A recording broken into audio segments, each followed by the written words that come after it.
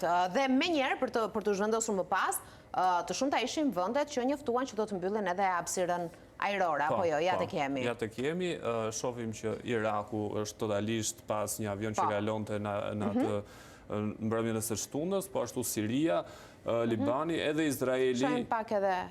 Kjo është pjesa e Iranit që ka vazhduar normalisht? Po, edhe kanë shmangur gjithë të pjesën ku zhvilloi sulmi në hapësirën ajrore të Irakut, Sirisë, Libanit, Jordanisë, edhe Izraelit. Ajo që ra në sy në fakt në orët kur u dha edhe lajmi që Irani po zhvillonte një sulm kundër Izraelit, ishte një avion i cili ishte identifikuar si avioni i shtetit të Izraelit që përdorej kryesisht nga liderët kryesor të vendit, si nga Kryeministri Benjamin Netanyahu edhe nga Presidenti Herzog, që ishte në fluturim në periudhën kur ishte lëshuar sulmi.